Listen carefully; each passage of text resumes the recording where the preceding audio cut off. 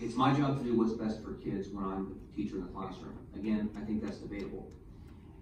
A completely separate point. If I decide I'm going to let my kid go to school or make the decision whether or not to wear the mask in school, and my kid doesn't, and my kid ends up, getting contacted and kicked out of school for 10 days, 2 weeks, whatever it is. Well, okay, maybe my kid learned something.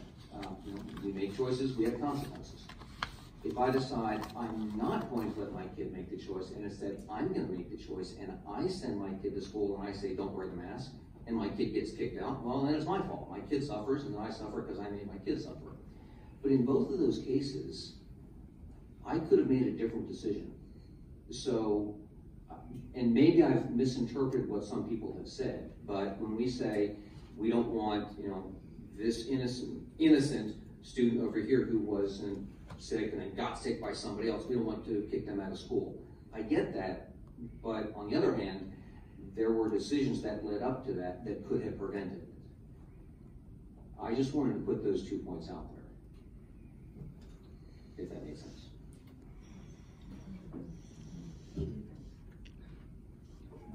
Okay.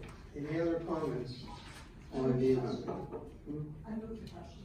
Okay. So we're just voting on whether it should be amended, not on whether the plan is actually amended, whether the motion should be amended. Correct. Okay. Correct. Point of order, Mr. McMurray, does calling the question need a second? Not on a question. Are you sure? I thought he did, but I'll defer you. Okay. Confirm. Usually when it's I question. think it's I'll tell you non-debatable. what, just in case, second. It's not debatable. Okay. Okay, we'll do a roll call vote. This vote's on the amendment by Mrs. Anderson. Mrs. Bowman? Nay. Mr. Briegel? Nay. Mr. Deegan? No. Mr. Dunleavy? No. Mrs. Grossman? Just to clarify, this is to change the motion from universal to 12 and under. Yes. Yes. Mr. McMurray? No. Mr. Taylor? No. Mrs. Allison? Yes. Mrs. Anderson? Yes. Motion to amend fails. 6-3. Okay, so the floor goes back to discussion on the original motion. And why don't we just reiterate what that is? That I believe that the school year should begin with universal masking in place for all students and faculty and staff, subject to reevaluation no later than the end of the first semester, and that is an amendment. I'm sorry, my original motion was amended, review at one semester. All right. Can you repeat that? Okay. What?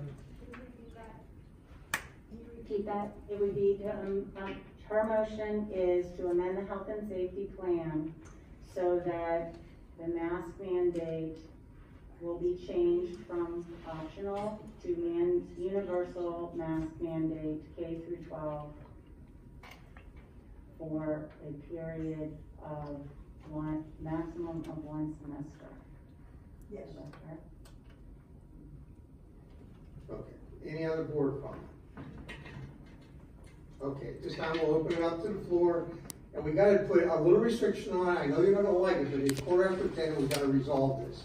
So we'll go with a minute, come up, say what you wanna do. You said what you said before. If you wanna read it, fine. We'll try and keep it moving. Are we ready? Sorry, 1 minute. Okay. Yeah, but it'll be 1 minute. You'll have 1 minute even though it says 2. You don't need my name again, right? Well, for the minutes we do, just say Yes. It's not my address. Just Jill Bollister. Thank you.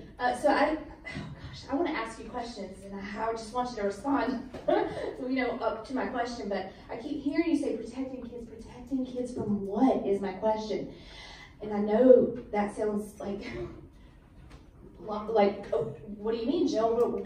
Of COVID, but From what is still my question. 0.002 is the risk of a child in our county.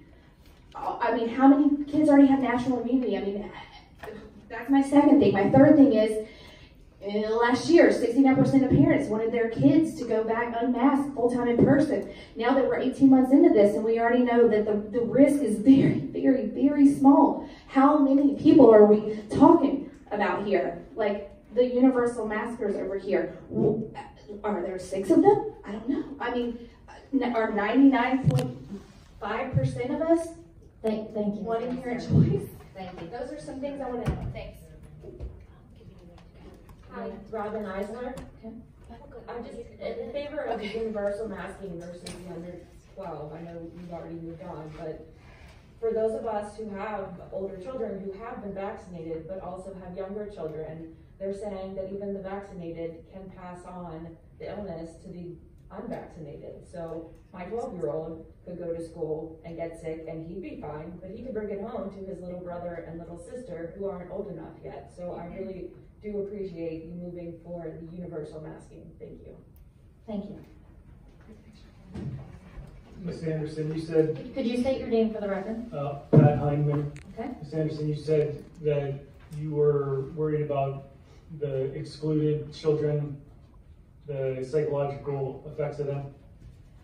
The ones that were excluded because they potentially would have masks on. You mentioned that earlier. The psychological damage, you're worried about the psychological damage? You can't ask questions of the board. You can just speak. But the psychological damage of the whole group with masks on is being proven. It's being proven with psychologists, it's being proven with mental health people all over the place. So I don't understand you're worried about a couple people, but not the whole in terms of psychology. Ms. Bowman, why aren't you wearing a mask if you want my kid to wear a mask? Yeah. Sir, you can't ask questions of the board. It's kind of hypocritical. Absolutely. I don't understand. Why is my child going to have to wear a mask to do that? Right? Well, please put a mask on. Rules for me, but not for you. It's just unbelievable. Rules for you, but not for me. Okay, your minute's up.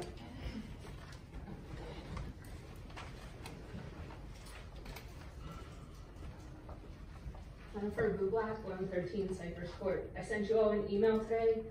I appreciate it if you would read it. I'm not going to reiterate that. I do want to know why you can't try personal freedom first, and then in a week or 2 weeks, if you have an issue, then go to a mask mandate. Why do we have to go to the mandate first? You don't need to do that. You don't know that masks were the cause of your school staying open. You don't know because you've made it mandatory. Try freedom. Try it first. You said try it first. If you need to go back in a week or in a month or in a semester because you have too many issues, then pull it back and say, now we have to mask everyone because those unmaskers, they got us all sick. But you don't know what that is. Your 6 feet might make it better. Your sanitation might make it better. You don't know that it's the masks. My child, I feel that it's an abuse to my 9-year-old to wear a mask. And I have a 9-year-old, 15-year-old, 18-year-old. So you can't say one and not affecting the whole school district. Yeah, exactly.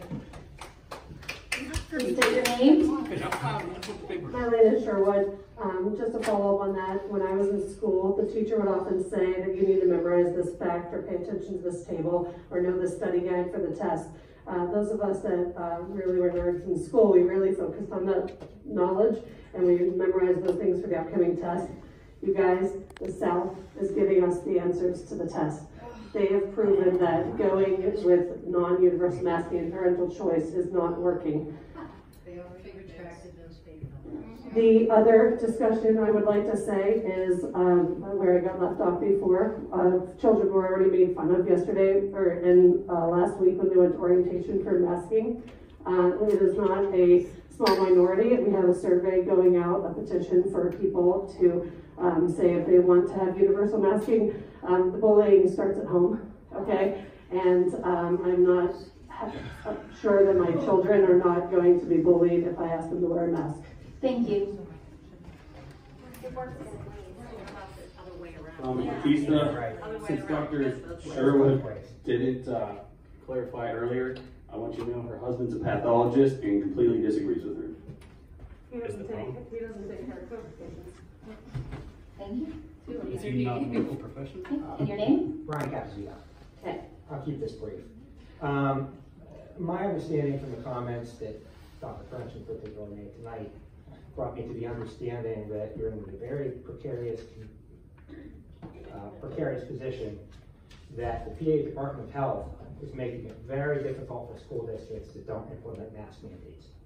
They did this last year with school districts, okay, that chose to maintain classes in person.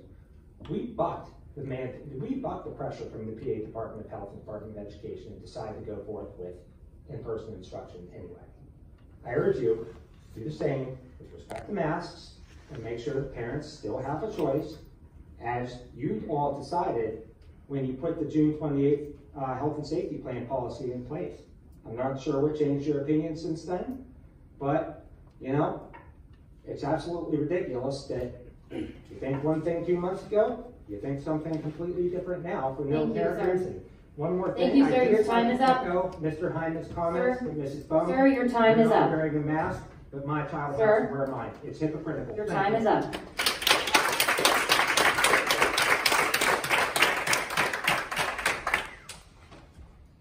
Hey, Marty Sloan. Okay.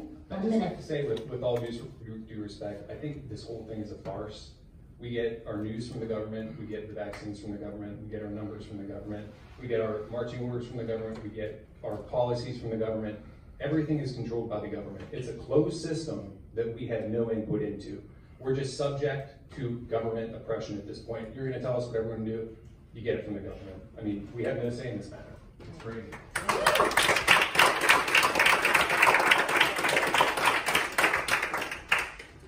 I didn't get my 5 minutes last time. I'm going to take 1 minute. Can you say your name now? Eric Hensley. Okay, go ahead. Okay, so first of all, this seemed orchestrated to have it in this amount of setting when you knew how many people wanted to be represented. You guys missed all that. There's a ton of people in favor of no mask, and you guys didn't get to see any of it. I think that was purposeful. So let me just ask everyone here that's in favor of masks. As far as the flu goes, is there any discrepancy that the flu, regular flu, is much more dangerous to our children than COVID? There's no discrepancy, none. So every time there's a flu spike, every flu season, are we going to mask up? Are we going to shut down? Are we going to distance? Is that how we're going to live the rest of our lives? Really? Or why is no one taking that into consideration? Should be a choice. If you want to send your kid with a mask, send them with a mask. You want to get them vaccinated, get them vaccinated. It should be a choice.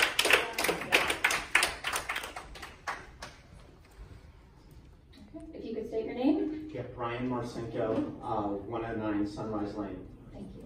You know, we've heard a lot of people speak very passionately tonight, and we've got to be grateful for all the parents that have shown up to advocate for their children. What I heard almost everyone say was how grateful they were that the district made a very tough decision last year. And I think it's been very clear that the representation that you have behind me has said we want our children to be in school without masks. And the pride that a lot of people spoke with is going to be followed with a lot of disappointment from what I'm hearing right now. Thanks.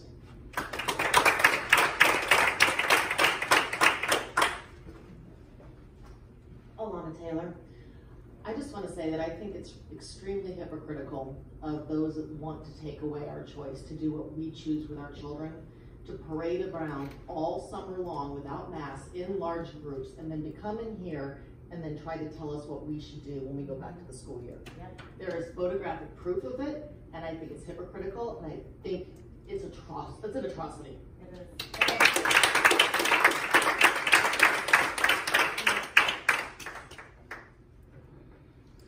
Are there any other comments? Is there anyone outside? Yeah. Come on out. If there's anyone outside, you're welcome to. Hi, Dr. Kimmy Hardman. I just wanted to say thank you for reconsidering the mask policy for this coming school year to start. Again, my only goal in this is to make sure that as many of our children can be in school as possible, not just my own 3 children, but all of these other children I see. I wish I could speak to other districts and hope that they could also make some choices. I appreciate you guys thinking about this and trying to reconsider for this coming school year. on behalf of the kids. Are there any other comments? Yes, I'd like to. If I may. Okay, if you could come up to the podium, Yes, ma'am. state your name, and then you'll have 1 minute. Yes, my name is Michael Supernovich, and I would just like, I appreciate all of you hearing this. I think this room here today is proof masking and unmasking can actually be a choice and people feel safe. Secondly, the flu, it killed more people in 2019 than COVID has for 18 months. Yet, in 2019, not one of you chose to mandate a mask for our children. So I ask you, where did the flu go? And why all of a sudden are you so aware of believing that if you do believe it works, which it's been proven, it says on the box that you got that mask out of that it doesn't, and it should be a choice. If you want to wear a mask, by all means, that's your right. And these are our children we're talking about here. And if you think they can play summer sports, everybody is fine. And children, COVID's not even a risk to children. If you'd like to get vaccinated, teachers can get vaccinated. Give us the choice to protect our kids. It's abusive and it is hurting. It's the breathing spit. Thank you.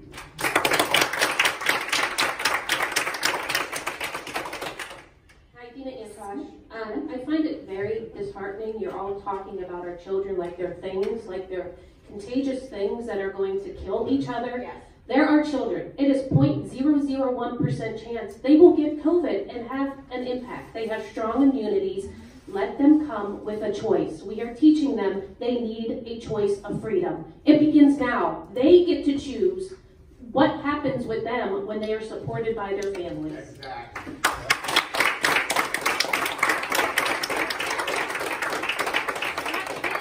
Are there any other comments?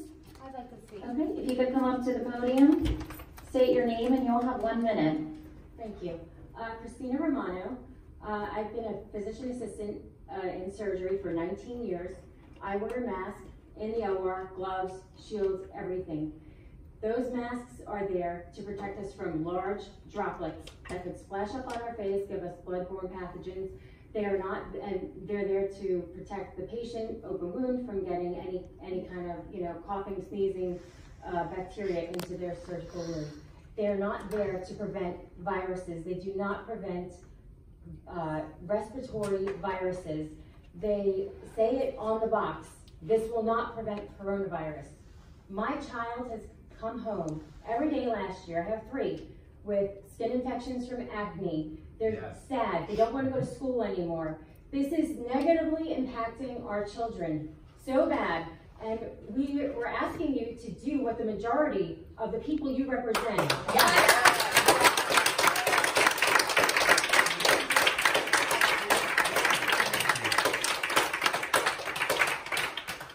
Are there any other comments? Okay, if you could state your name. Hi, Shauna Veit. I'm a parent of a senior this year, and last year he chose to do remote because he did not want to wear a mask. So when we made the decision of what he was going to do this year, we based it on the information we received from the school board, which was mask optional. So you can understand that I'm a little disappointed and upset for the sake of my child, but now we're having this discussion, and he already made a decision to go back to school, and per the information you put out, that decision had to be made in early July. Yes. I think I feel a little duped by the school board at this point. But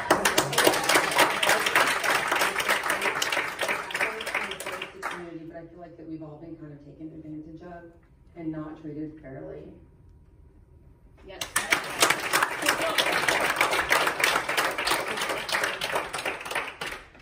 Are there any other comments? Is there anyone outside? I went outside and asked if anybody wanted to come in. Okay. Okay. Okay, we're good. So are we able to now choose remote? Or charter school? I think we have to make a decision first, based on the item. I think we have to make a decision first, based on the Yeah, there's a motion on the floor.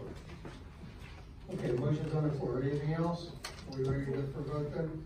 The only thing I wanted to comment is, about the deaths and those sorts of things. And when I'm talking about below 11 years old, I'm thinking about exclusion from school and allowing them to have the best in-person, most in-person instruction that they can.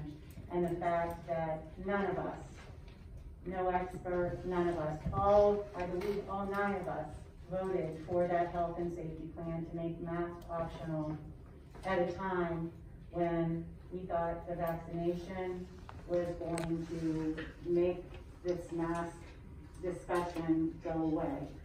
And none of us knew, even 2 weeks ago or 3 weeks ago, that the Delta variant would make us all start talking again about what should we do. Delta variant.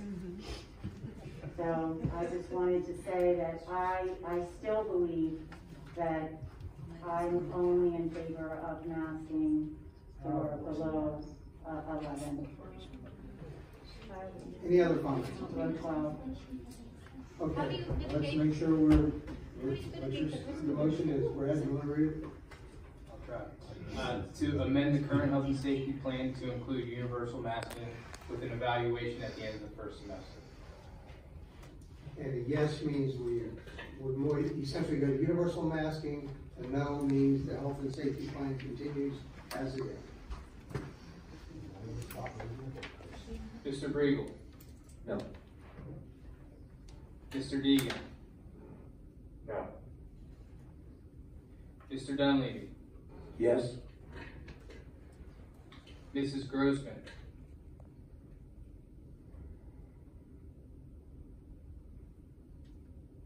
Yes. Mr. McMurray? No. Mr. Taylor? Yes. Mrs. Allison? Yes. Mrs. Anderson? No. Mrs. Bowman? Yes. Motion passes 5-4. Wow. So just don't send them back. Don't send them in masks. Says the people with no mask. Right. Yeah. I did it at the end, they couldn't do anything. They just made work in the nurse's office. Hundreds of kids They can't make home hundreds of that kids don't work have in the nurse's office. Yeah. Anything else in the policy, Ms. Anderson? Everyone that voted yes is a coward. A motion to approve the second reading and adoption of the following policies: 202, eligibility